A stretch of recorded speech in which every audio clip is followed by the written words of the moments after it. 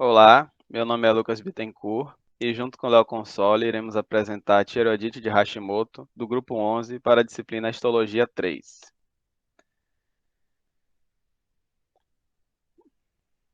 Bom, a tireoidite de Hashimoto é o tipo mais frequente de tireoidite e a causa mais comum de hipotireoidismo. Ela é uma doença de natureza autoimune, ou seja, os anticorpos do corpo eles reagem com os antígenos da tireoide, causando uma resposta autoimune que destrói as células da própria tireoide. Além disso, o nome Hashimoto se deve ao médico Hakaru Hashimoto, que descobriu a doença em 1912.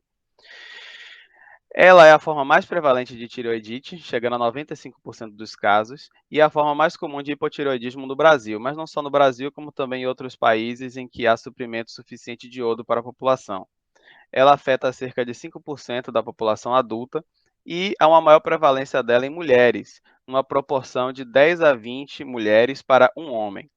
Além disso, essa doença ela é mais comum com o passar da idade. Então, pessoas na faixa etária entre 45 e 65 anos, elas possuem uma maior predisposição a ter essa doença do que pessoas mais jovens. Ainda assim, ela pode acometer crianças. Além disso, essa doença ela vem associada geralmente com outras doenças autoimunes, como a doença de Addison. Quanto à anatomia da glândula tireoide, é importante saber que na fase embrionária, ela é ela vem da endoderma, da porção cefálica do tubo digestivo. Uma vez fora da fase embrionária, nós temos que essa glândula se localiza na região cervical anterior à laringe.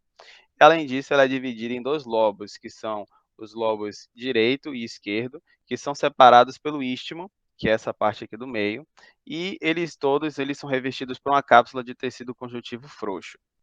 Na porção posterior da glândula, aqui nessa vista dorsal, nós vemos quatro glândulas, que são as glândulas paratireoides, que não serão tratadas nesse trabalho, mas estão presentes nessa estrutura. Bom, quanto à histologia da glândula, é importante saber que essa glândula é uma glândula endócrina do tipo folicular, ou seja, as suas células elas se apresentam na forma de folículo, ao contrário das do tipo cordonal.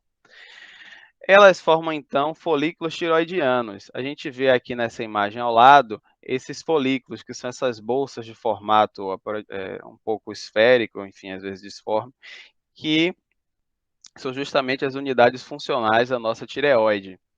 Elas são revestidas, elas são possuem envoltório que é formado pelas células foliculares. Essas células foliculares, elas são justamente as células responsáveis pela produção dos hormônios T3 e T4, que são armazenados na forma de tiroglobulina dentro desses bolsões, que é preenchido pela substância coloide, que é justamente a substância que possui essa tiroglobulina. Além disso, é possível ver septos de tecido conjuntivo que dá sustentação a vasos sanguíneos, vasos linfáticos e nervos, como aqui nessa imagem nós temos esse nervo que está sendo sustentado por esse septo de tecido conjuntivo. Então, em analisando essa imagem, nós observamos justamente aqui a nossa glândula tireoide e aqui a veia, como eu já falei.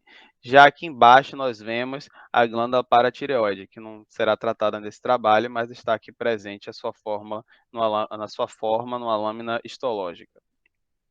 Dando um zoom nos folículos, a gente vê aqui o folículo preenchido pelo coloide, e em torno desse folículo nós vemos as células foliculares, que são essas células aqui, com esse núcleo basófilo e formato aproximadamente cuboide, formando então o revestimento epitelial desse folículo tiroidiano. Aqui, no entanto, nós temos quando a célula ela está inativa, porque quando essas células foliculares elas estão ativas, ou seja, produzindo os hormônios T3 e T4, elas assumem esse formato colunar e que há um maior tamanho do seu citoplasma. Bom, além dessas células foliculares, existem as células parafoliculares, ou também chamadas de células C. Elas também podem revestir os folículos, servindo de epitélio, assim como as células foliculares, mas elas também podem formar esses agregados entre os folículos, como a gente vê aqui, essas células C. a gente percebe que seu núcleo ele é menos basófilo do que as células foliculares, e eles vêm aqui justamente formando essa estrutura, esse agregado entre os folículos. Essas células elas são responsáveis pela secreção da calcitonina, cuja função será explicada a seguir. Então, quais são as funções da nossa glândula tireoide? Basicamente, as células foliculares da glândula tireoide vão produzir o hormônio T4, que é a tiroxina, e o T3, iodotironina.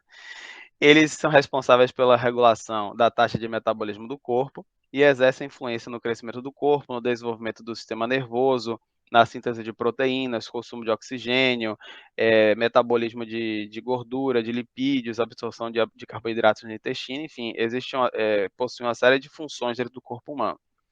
Além disso, nós temos também o hormônio calcitonina, que é liberado pelas células parafoliculares, que eles são responsáveis pela diminuição do nível de cálcio no sangue a partir da inibição da reabsorção óssea. E agora, quanto à histopatologia da tireoidite de Hashimoto. Nós vemos aqui uma lâmina que tem justamente uma tireoide que apresenta a tireoidite de Hashimoto. Nós vemos como tem um grande filtrado de linfócitos, plasmócitos e macrófagos, que são essa grande quantidade de células que preenchem os espaços entre os folículos tireoidianos.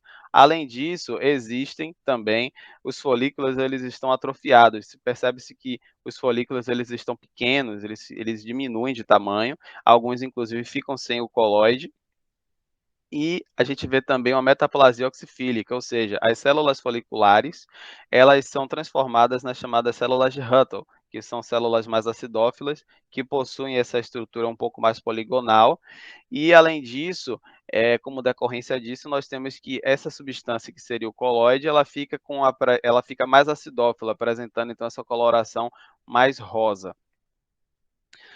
Além disso, olhando aqui nesse lado, a gente vê um corte, né? Novamente, a gente vê esse infiltrado inflamatório, como ele está bastante intenso, né? A grande quantidade de linfócitos que inundaram essa região entre os folículos. E aqui, novamente, nós podemos ver os folículos tireoidianos bastante atrofiados e a presença das células de Hutton, que são um verdadeiro indicativo da doença de Hashimoto. Elas são marcas da doença de Hashimoto, visto que essas células elas aparecem tanto na tireoidite de Hashimoto quanto em cânceres, alguns tipos de cânceres. Logo, é um indicativo dessa doença quando vistos na tireoide. E aqui nós também temos outra característica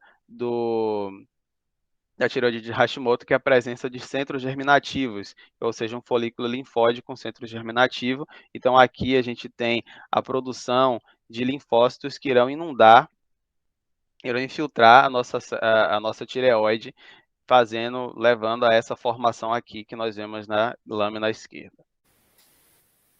Bom, falando agora da sintomatologia da tireoidite de Hashimoto, vale a pena pontuar antes que os sintomas e manifestações evoluem ao longo dos vários estágios da doença, constituindo um caso clínico variável no tempo. O sintoma mais característico é o desenvolvimento de um bócio indolor, que é o crescimento da tireoide. O sintoma típico é o hipotireoidismo. Além disso, é um sintoma secundário que geralmente se manifesta em estágios mais avançados da doença, como a intolerância ao frio, o ganho de peso, devido à retenção de líquido e diminuição do metabolismo, o esquecimento, ou seja, a degeneração da memória, a depressão, a pele seca, edema facial, cabelo seco e ressecado, dentre outros. Outros sintomas relevantes são edema periorbital, da pálpebra caída, a constipação, a bradicardia e a sensação de fadiga. Outros sintomas que podem aparecer geralmente se relacionam a manifestações mais raras de hipotireoidismo ou, ainda, raramente, a hipertireoidismo, sendo sintomas clássicos dessa disfunção hormonal, como a taquicardia, a dispneia, a sudorese, a hipersensibilidade ao calor, palpitação, etc. Falando agora do protocolo para diagnóstico, caso o médico suspeite de uma tireoidite após uma avaliação adequada de sinais e sintomas e uma anamnese, ele deve proceder com o exame físico por palpação. Porém, o resultado é variável e muitas vezes o bócio é imperceptível. Nesses casos, deve ser usado o exame laboratorial. E nele, caso se detecte níveis baixos de T4 livre ou tiroxina com níveis altos de TSH, o hormônio estimulante da tireoide, e anti-TPO, antiperoxidase tiroidiana, configura-se assim um caso típico de hipotiroidismo clínico. Chama a atenção também que inicialmente o nível de T4 e THS podem estar normais, porém anti-TPO sempre estará alto. Isso geralmente no estágio subclínico inicial da doença. Também é empregado a ferramenta de dois exames de imagem, especialmente a sonografia, quando se detectam suspeitas de nódulos palpáveis na região anterior do pescoço. Geralmente na fase aguda se detectam uma ecotextura heterogênea e uma hipoecogenicidade difusa na tireoide, e vai estar aumentada também. Pode ser também usado ultrassonografia com ecodoppler colorido. E o padrão de achado vai ser uma hipervascularização difusa. Falando agora do tratamento, a primeira linha de combate à tireoide de Hashimoto é a hormonoterapia por reposição de levotiroxina, hormônio T4. É um tratamento longo e é acompanhado de tratamento médico regular. O objetivo é equilibrar os níveis hormonais, principalmente de TSH e T4. Outra parte do tratamento é a modulação de esteroides corticoides para a tentativa de controle do tamanho do bócio. Isso é indicado para doentes atípicos, com dor, e que o crescimento da tireoide é acelerado. Os corticosteroides vão aliviar os sintomas locais. O tratamento cirúrgico, por intervenção, é raramente indicado, mas é usado em pacientes que têm sintomas obstrusivos e que não respondem aos corticoides. Além disso, é usado em pacientes que tenham suspeita de potenciais nódulos malignos, ou para pacientes cujo bócio se desenvolve rápido demais. Também esse estilo de vida desempenha um papel no tratamento. Uma alimentação saudável e equilibrada, com consumo adequado de alguns íons, como iodo, zinco e selênio, é importante para o bom funcionamento da tireoide. Além disso, a prática regular de atividades físicas é importante para o bom funcionamento do corpo como um todo e para a regulação do eixo hormonal do indivíduo. Bom, aqui estão as referências dos slides e das imagens. Encerro aqui a apresentação. Muito obrigado.